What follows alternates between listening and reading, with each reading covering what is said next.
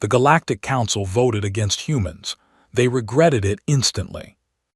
The vote was already decided before I sat down. I knew it the way you know a storm is coming before the first cloud shows, not from the sky, but from the way the air goes still and everyone pretends not to notice. The council chamber on Vel Prime was built for 17 species, 17 different atmospheric preferences, 17 different light spectrums, 17 different ideas of what a seat should feel like. The human chair had been added 6 years ago. It was still the wrong height. The light panel above it still ran at a frequency that gave me a mild headache after the first hour. I had stopped filing maintenance requests after year 2. The Ketharan block arrived together. 4 species, 1 collective nervous system, 1 shared agenda. Councillor Dreshome moved the way all Ketharan moved, like it had already processed every possible outcome of the next 10 minutes and found them all acceptable. It settled into its seat across the chamber. It did not look at me. That was the tell. When they are nervous, the Ketharan look away from the thing making them nervous. When they are certain, they do not look at you at all. You simply stop existing as a relevant variable. I picked up my coffee thermos, Earth-made. Battered aluminum, the rim slightly bent from a drop in the Meridian's cargo bay 3 years back. It looked wrong on the alien table, too small, too human. I had brought it to every council session for 6 years because it was the only object in that room that did not require an explanation. I drank my coffee and waited. Measure 7 Omega had been filed 11 days prior. Indefinite suspension of human provisional membership on grounds of systemic noncompliance with galactic harmonization protocols. 41 pages of charges. I had read them the night they were filed. I had read them again on the shuttle to Vel Prime. By the 3rd reading, I had stopped feeling anything about them and started counting the legal errors, of which there were 9.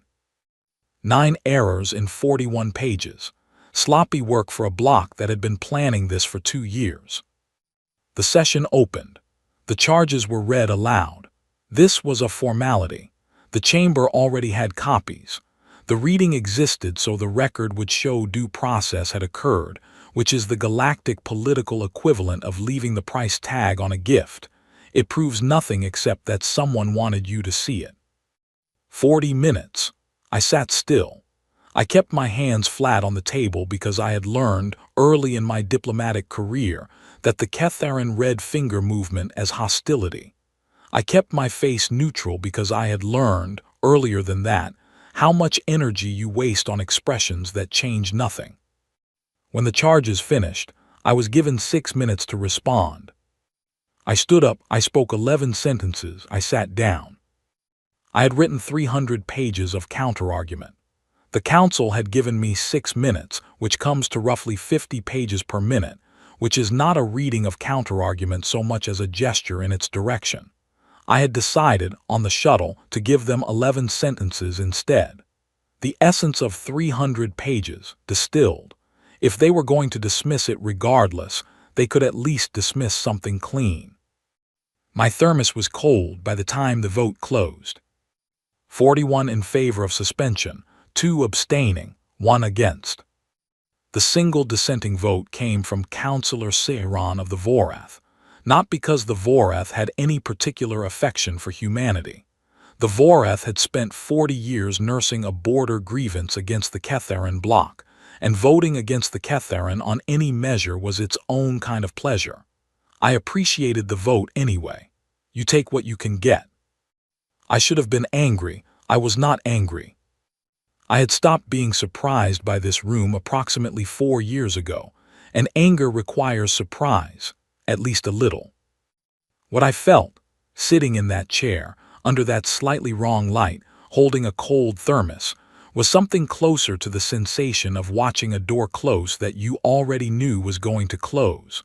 Not disappointment, just the quiet, specific weight of being right about something you wished you had been wrong about. I stood to leave, and that was when Dreshome looked at me. Not the practiced non-look of political indifference, an actual look, eyes on mine, across the chamber floor. The expression on its face was one I had seen before. I had seen it on a rescue shuttle 2 years and 8 months ago when a council-appointed investigator handed me a data pad and told me the Meridian's black box had been corrupted. Not damaged, corrupted. Thoroughly and specifically corrupted in a way that would never officially be called deliberate.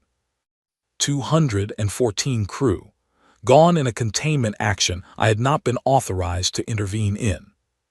That investigator had looked at me the way Dreshome was looking at me now. Like the result had already been processed. Like the apology was being offered in the same moment as the wound, so that by the time the wound registered, the apology would already be on record. I capped my thermos. I walked out. I did not look back. In the corridor, my footsteps echoed in a way that human footsteps always did in this building, too loud, too singular, designed for a species that walked differently. I had 40 meters between me and the transit platform. I was at 30 when I heard the step fall in beside mine. Seiran moved quietly for a Vorath. They were larger than humans, built low and wide, and they walked with a kind of deliberate patience that I had always privately respected. It said nothing for a full 30 seconds. Then, you are not angry. I kept walking, no. Why? I thought about it, not because it was a complicated question, because it deserved an honest answer, and honest answers take a second longer to find than reflexive ones. Angry would have meant surprised, I said. Seiran made a sound that in Vorath translates roughly to a slow exhale, not a sigh, not agreement, something more like acknowledgement. A sound that means I heard you. I am not sure what to do with what I heard, but I heard it. It peeled off at the East Junction without another word. I kept walking. My thermos was cold. The coffee was long gone. I held it anyway, the bent aluminum rim pressing against my palm, and thought about the 11 sentences I had said in that chamber. The third one had been, "We are not asking permission to exist in this galaxy." None of them had written that down. The council expected us to beg. I want to be fair about that. From their perspective, it was a reasonable expectation. They had done this before, 4 times to 4 different species. The playbook was simple: cut the supply lines, freeze the diplomatic channels, make the cost of standing firm high enough that even a proud civilization will eventually choose survival over principle. The Trellian Compact had held out 5 months. The Ovar Confederacy, less than 3. Humanity lasted 11 days before the first response. Not a petition, not a diplomatic inquiry, not even a formal protest through channels.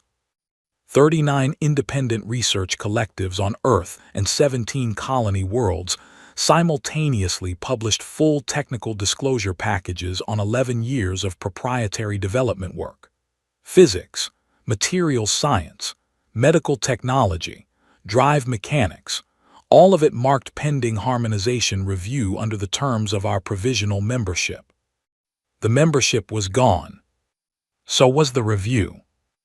I was sitting in my apartment on Vel Prime, eating cold rice and watching the council's internal comm network light up like a circuit board in a rainstorm, when Owen Paz called me from Earth. Owen was our senior military attaché. He had a voice like gravel in a tin can, and the patience of a man who had spent 20 years in rooms where nothing moved fast except the consequences.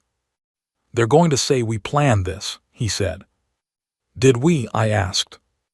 A pause, not officially. "That's what I thought." He was quiet for a moment. "Dreshome is going to call it a provocation." "Dreshome can call it whatever it wants." I pushed my rice aside.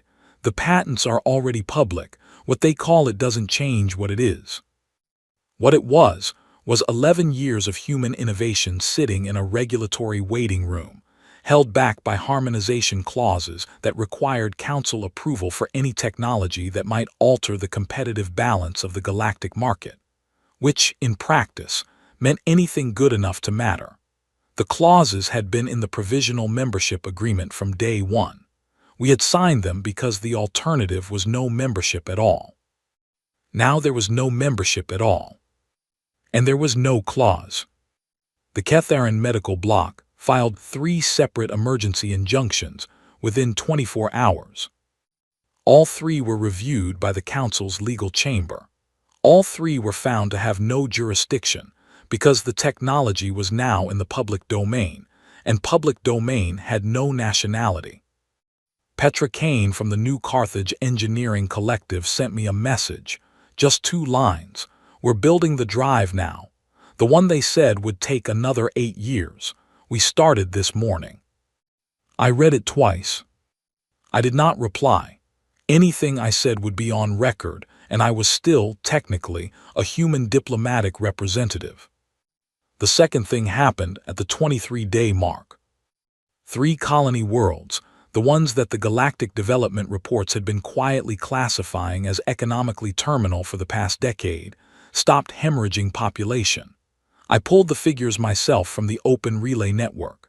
New Carthage, Shackleton Station, and Port Eridani.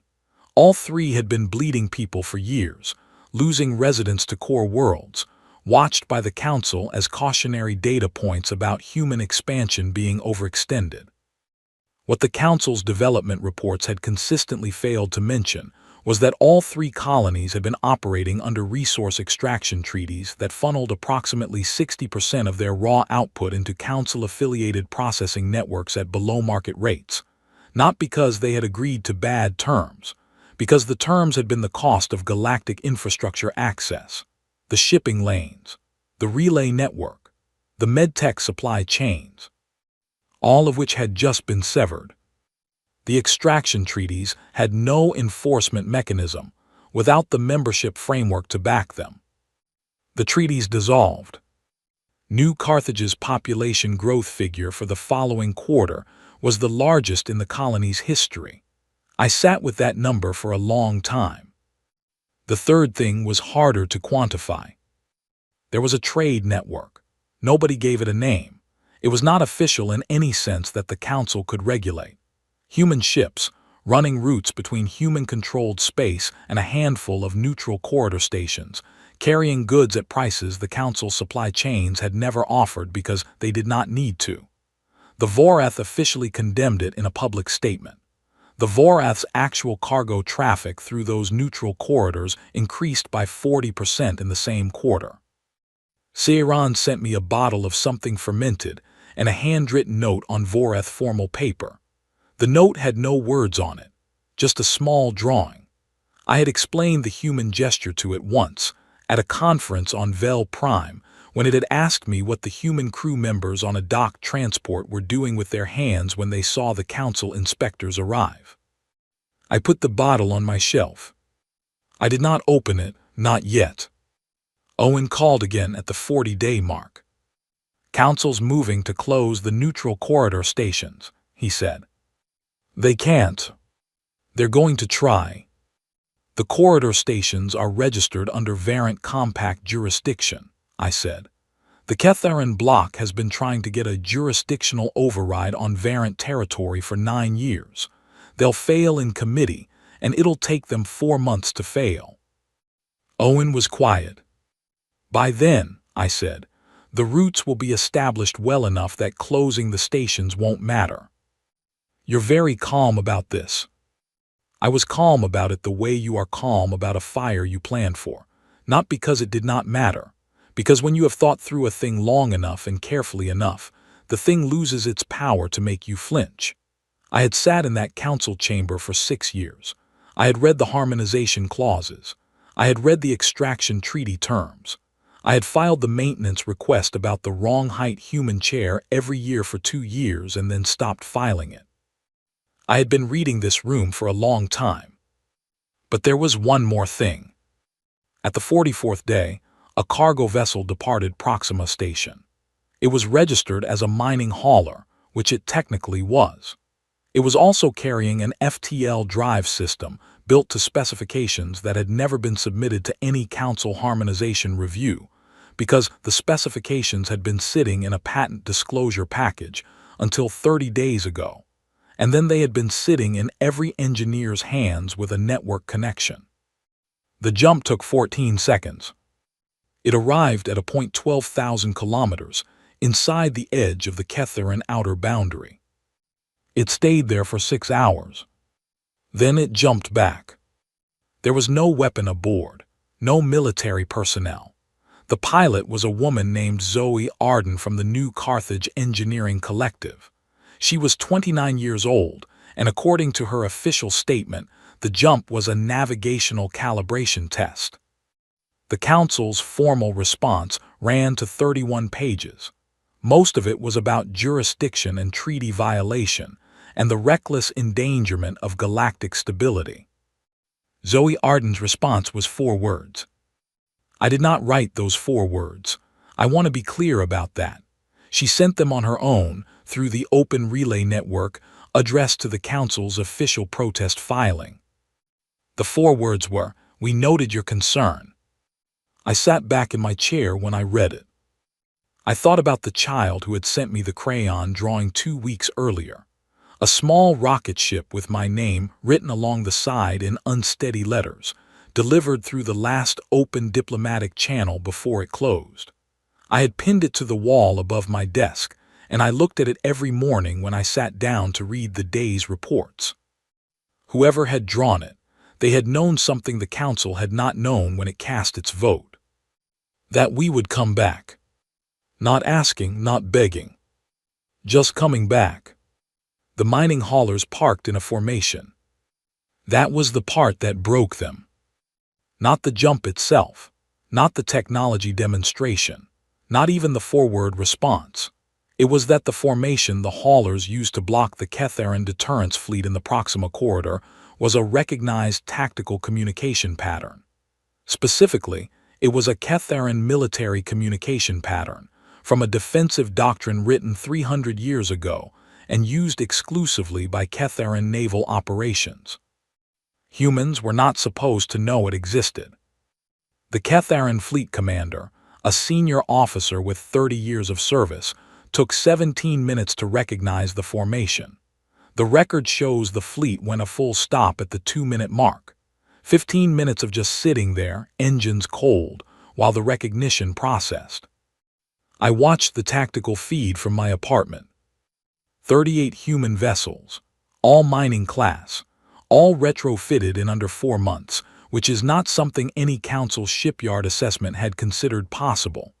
The Ketharan fleet was 12 ships, purpose-built carrying weapons that had been calibrated against every threat profile in the Council's official database. Human mining haulers were not in the Council's official threat database. Nobody had thought to put them there. The formation said, in the 300-year-old Ketharan doctrine it was written in, "We have known your locks for some time. We were being courteous. We want you to understand the difference between what we have allowed and what we are capable of." No shots were fired. No weapons were charged.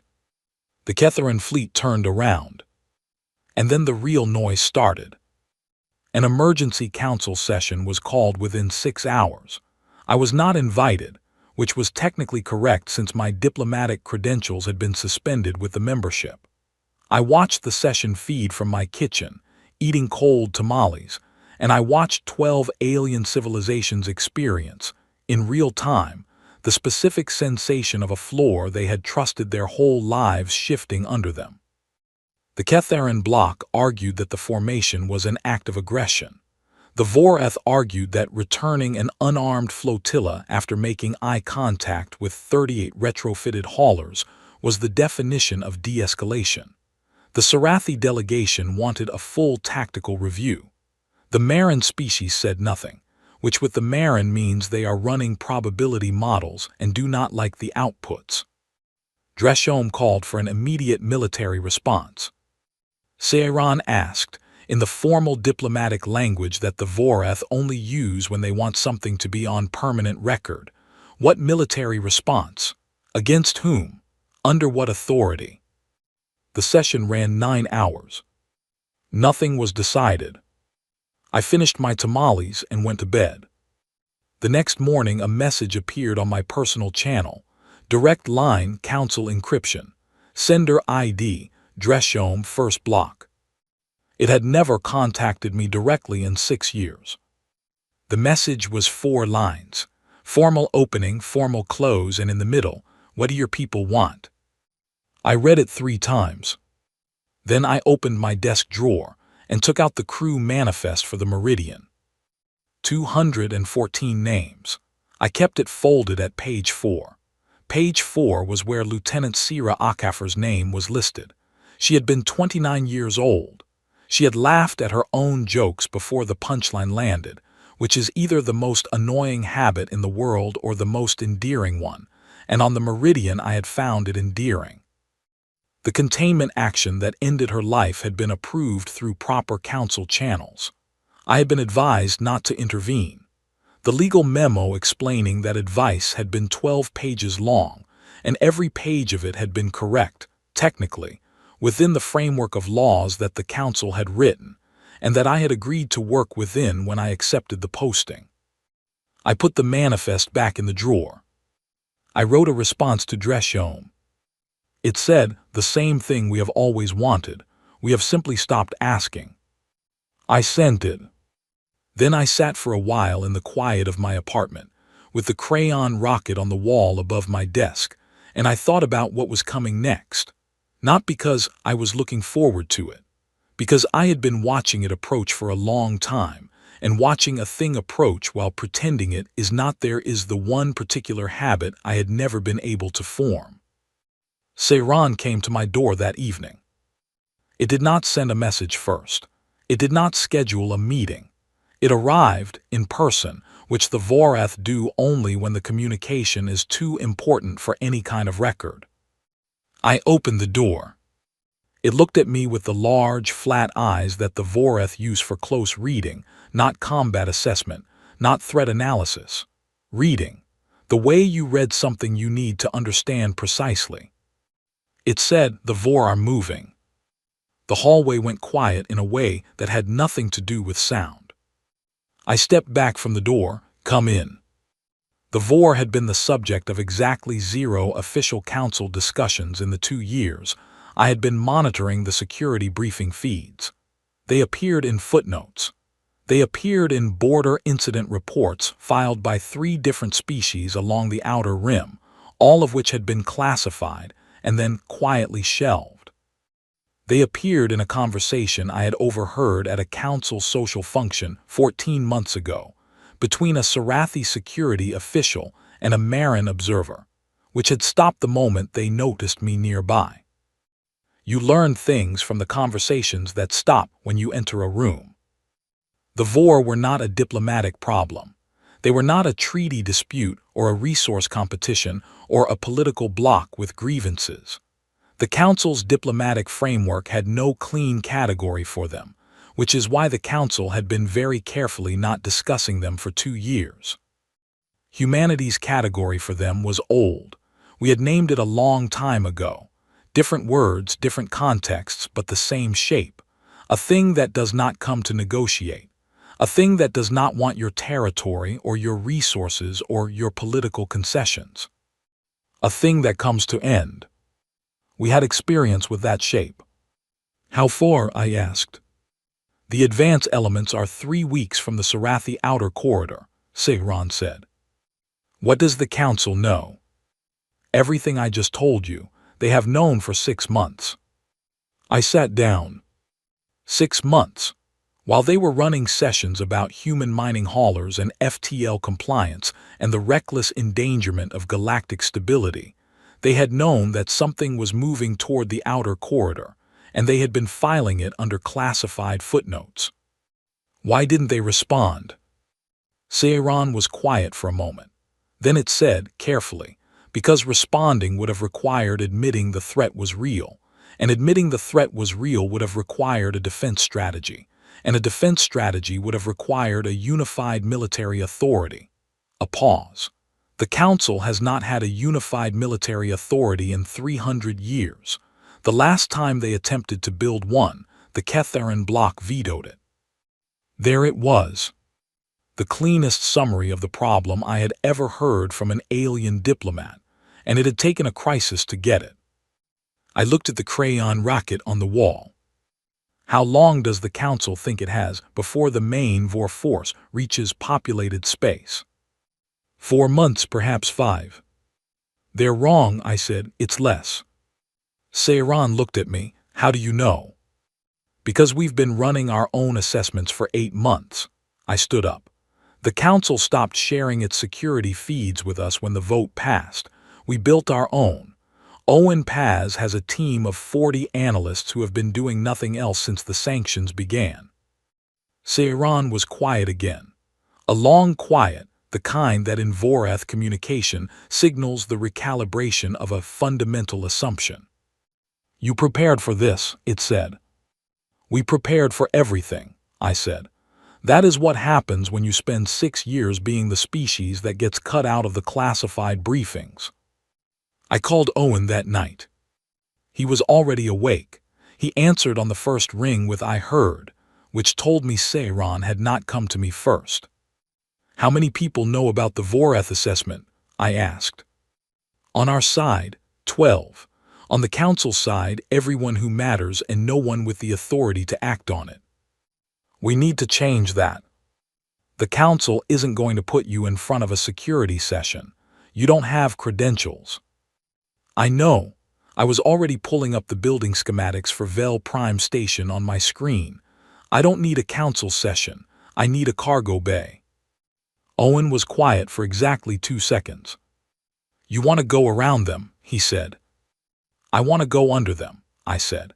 There are 14 military attachés on this station from 9 different species. None of them are on the security directorate. All of them have been sitting in the same waiting room we have been sitting in for the past 6 years, the one where you get the briefings that are 1 level below the briefings that matter. They don't have authority to commit their governments. No, but they have radios. Another pause. Owen made a sound that was not quite a laugh. Bay 7C is unused. I can have it cleared in 4 hours. 3, I said. He had it cleared in 2.5. I sent 14 messages. Personal channels, no encryption because encryption would have made it look official and official things required authorization neither of us had. Plain text. A time, a location, and 1 sentence. I have an analysis you need to see. 11 of them showed up. The other 3 sent representatives, which meant they were cautious but curious. I counted that as good enough. The bay was cold and smelled like recycled atmosphere and old cargo seals. I had a star map projected on the floor from a portable display unit Owen had requisitioned from a supply closet. Nothing on the walls. No podium. No presentation format that looked like anything the Council would recognize as a meeting. I stood in the middle of the map, and I talked for 35 minutes. I told them what our analysts had found. I showed them the movement patterns, the timing models, the 3 separate advance incursion events that the Council's classified files listed as border anomalies, and that our models classified as probing runs. I told them what a probing run means when it comes from something with no diplomatic interest in your response. Nobody interrupted. When I finished, the room stayed quiet for a moment. Then Colonel Addies, the Sarathi attaché, said, Our own command was briefed on the Vor files 6 months ago. We were told the Council was handling the response assessment. The Council is still in assessment, I said. They need more time. They do not have more time. Connell looked at the floor map. The movement projection ran in a slow loop, the Vor advance elements curling toward the Sarathi outer corridor like a tide that had not noticed the shoreline yet. What are you proposing? It asked. I pointed to 4 positions on the map. Defensive anchor points. Here, here, here, and here. If we hold these 4 positions with combined assets, we restrict the advance to a single approach corridor, and we buy enough time for a coordinated response. You said combined assets, said Mara Lin, the Voreth military representative. What assets does humanity contribute? Whatever we have that moves, I said. Someone in the back of the room made a sound. I did not look up. We are not in the council membership framework, Mara said carefully. Any human military action outside your own sovereign space is technically unauthorized. Yes, I said. She waited.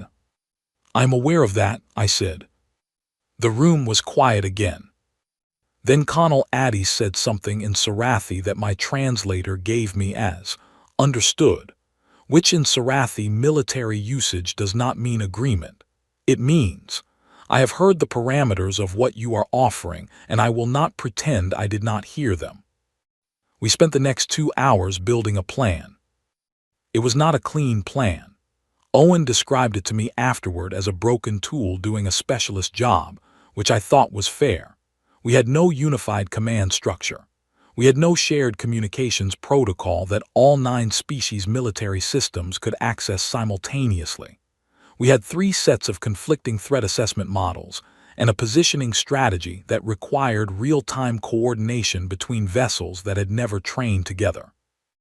What we had was 14 people in a cargo bay who all understood, with different levels of willingness to say it out loud, that the thing coming toward the Sarathi corridor was not going to wait for the council to finish its assessment. I called Dreshome the next morning. It answered on the 3rd connection attempt. I told it what we had built, not asking for permission, providing information the way you provide information to someone who will need to account for events they did not authorize. There was a long silence on the other end. Then, this is outside all established protocols. Yes, I said. You do not have the authority to organize a multi-species defensive action. Counselor, I said, in approximately 11 hours, the VOR advance elements will probe the Sarathi outer corridor. You can file a protocol objection, or you can start making the calls that need to be made. Both options are available to you right now. Another silence. I will be watching your actions carefully, Dreshome said. You do that, I said, and closed the channel. The VOR hit the Sarathi corridor 14 hours later. Not 11. We had underestimated by 3 hours, which in a combat situation is the kind of error that ends careers and ends lives. It almost ended this one. The first anchor position held. The second held. The third was contested for 40 minutes, during which the Sarathi fleet commander made a decision that was not in any plan I had built. He pulled his secondary line back 2,000 kilometers and opened a gap that should not have been there. The gap was there for 6 minutes. In those 6 minutes, a VOR probe element pushed through. What stopped it was a colony transport called the Callaway. 8 years old, cargo class, carrying 312 people including a crew of 40. Her captain was a man named Dex Caro, 44 years old, from Port Eridani. He had been in the vicinity of the corridor because he had been running one of the informal trade routes, the ones that had no name and no council sanction. The Callaway turned into the gap. It held for 9 minutes. Long enough for the Sarathi secondary line to reposition. Long enough for the anchor to close. The Callaway did not come out of those 9 minutes. I was in my apartment when Owen called to tell me. He did not say anything for a moment when I answered. I knew what that meant.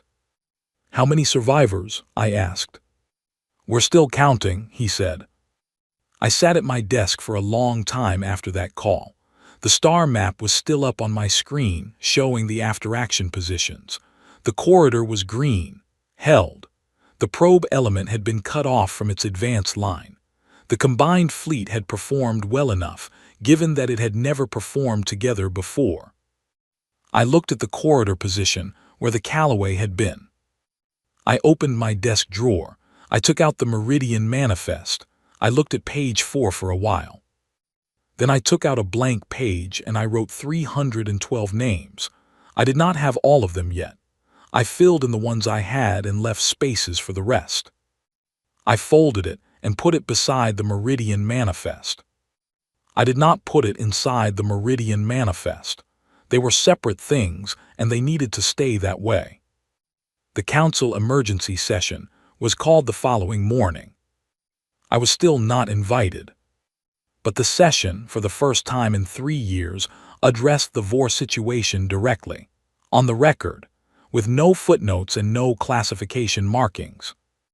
2 days later, an official communication arrived on my personal channel.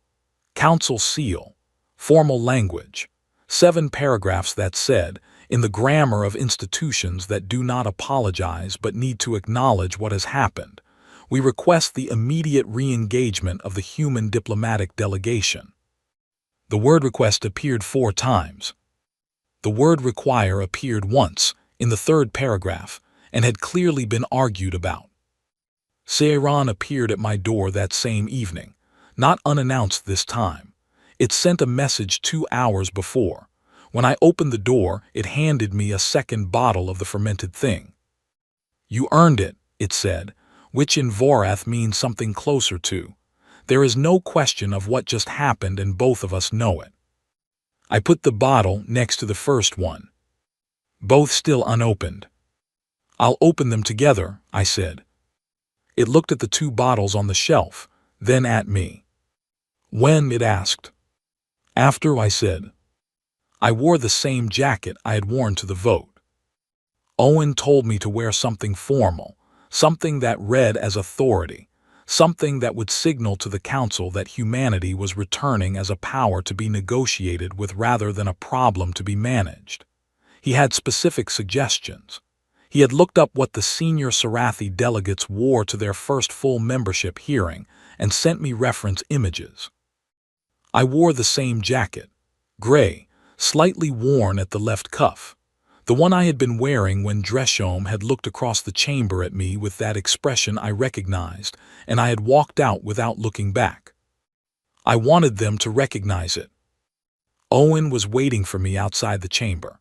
So were Connell Addies and Mara Lynn, and behind them, 7 more attachés from species whose names I had learned in a cold cargo bay over a floor map, people who had answered a plain text message with no encryption and shown up.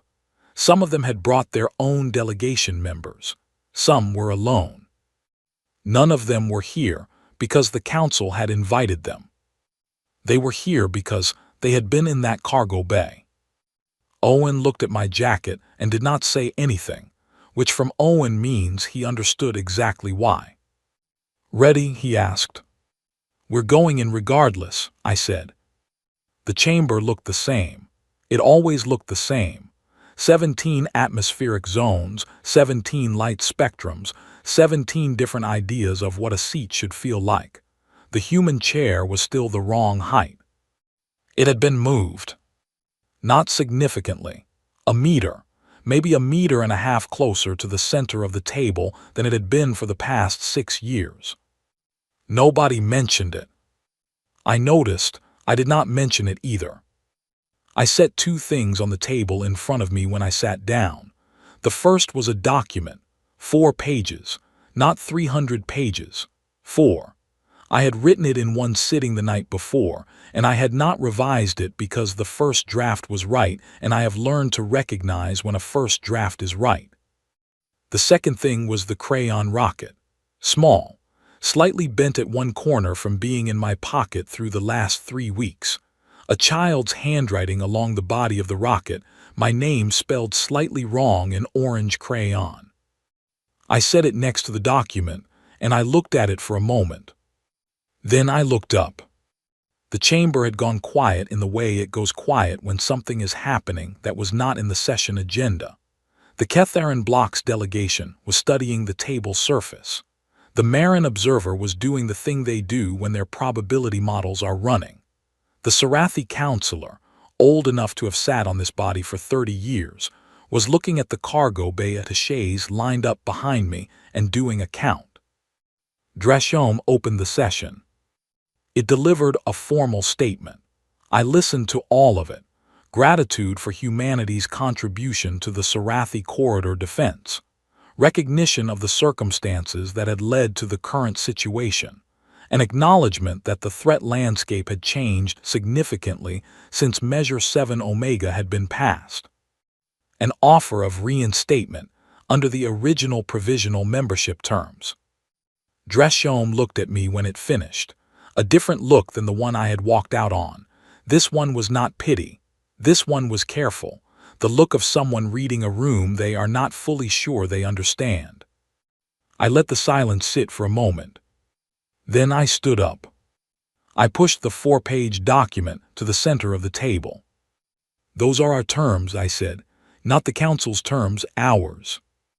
Nobody moved to pick it up. "I'll walk through the main points," I said. The first point was full membership, not provisional, not extended provisional, not provisional with enhanced review periods. Full membership with all rights and responsibilities that any other full member held, effective immediately upon ratification. The Catharan junior delegate started to speak. I kept talking. The second point was infrastructure. The hyperspace relay network, the sections that human ships used and human colonies depended on humanity, was not going to lease those sections anymore. We were going to own them. The specific corridors were listed in an appendix on page 3. The junior delegate tried again. I kept talking.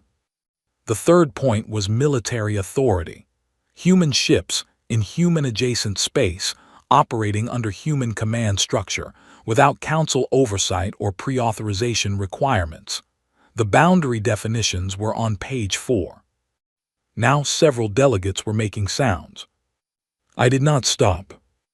The fourth point was a seat on the Security Directorate, the actual one, the one that had handled the VOR files for 6 months without telling anyone outside its membership.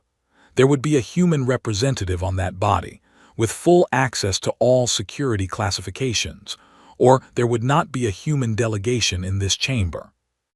I stopped talking. The chamber had a particular quality of silence that I had not heard before in 6 years. Not the silence of indifference, not the silence of a vote being processed. Something more like the silence that follows a sound you were not prepared to hear. Dreshome spoke first. These terms are significantly beyond the scope of what we extended as an offer. Yes, I said. Several of these points would require restructuring council agreements that have been in place for decades. Yes, I said. You are aware that we could decline and continue the current arrangement. I sat back down. I picked up the crayon rocket. I turned it over once in my hand. Counselor, I said, the Callaway held that gap for 9 minutes. 312 people on a cargo transport that had no business being in a combat zone, running a trade route that your body declared illegal, stopped a VOR probe element that your unified security apparatus had 6 months to prepare for and did not. The chamber was very still. We are not asking for these things, I said. We are telling you what the arrangement is now.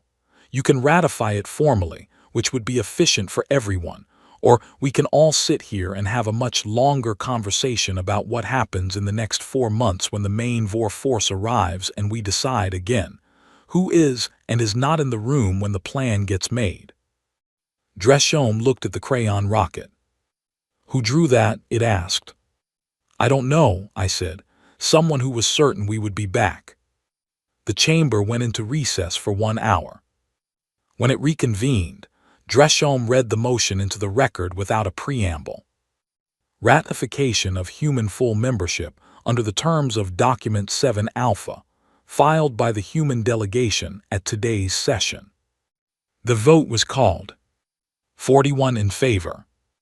2 abstaining, the same 2 that had abstained on 7 Omega. The Marin abstain on everything they have probability concerns about, and the Sarathi Junior block had a long institutional habit of not committing until the outcome was certain. 1 against. The Catharan Junior delegate, the new one, recently appointed, young, relative to its species.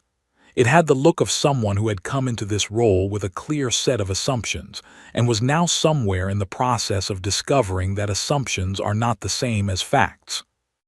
I remembered being that person. It would learn. Seiran voted in favor. So did Connell Addies, whose attendance at the session was technically informal. Nobody raised a point of order about it. The session was closed. I sat in the chamber for a moment after the other delegates had begun to file out. Owen appeared at my shoulder. He stood there quietly, the way Owen does when he has something to say that he is giving you the choice to invite.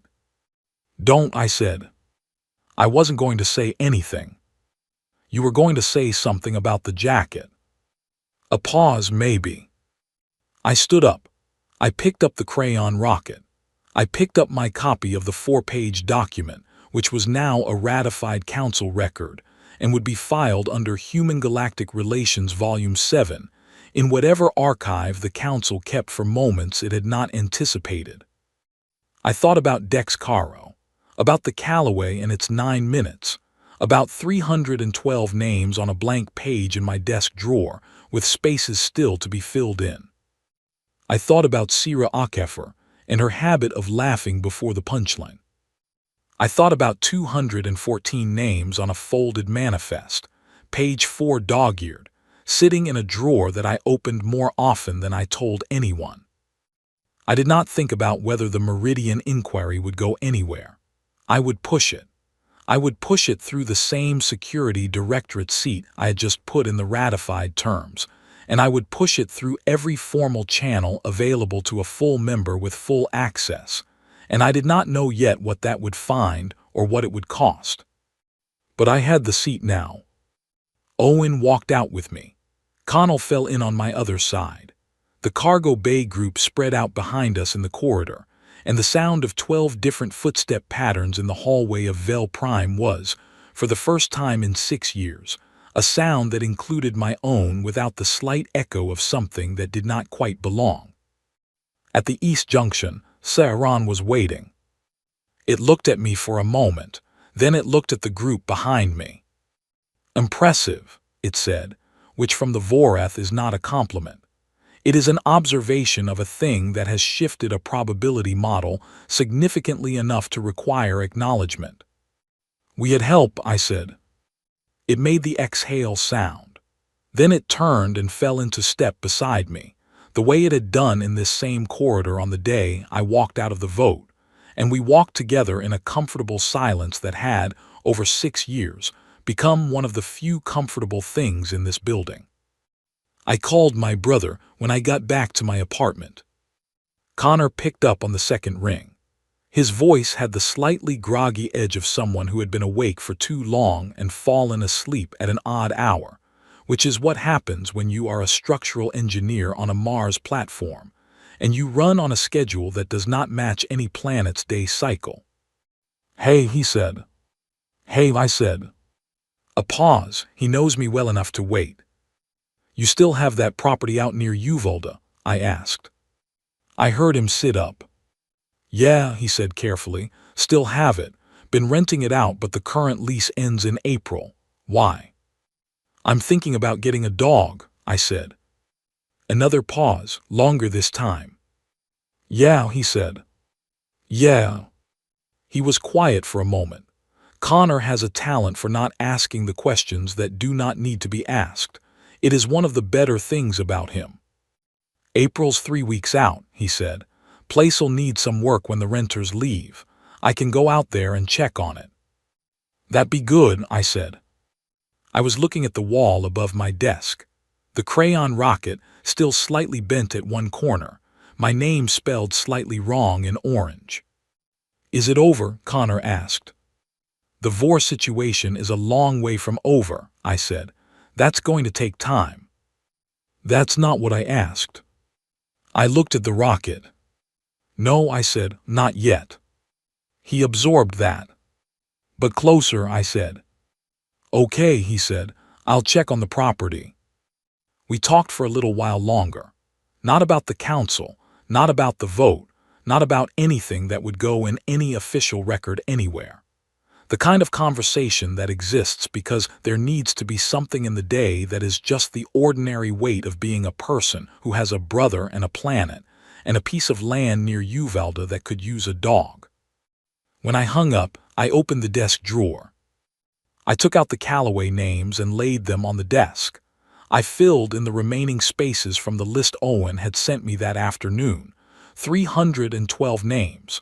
I read every one.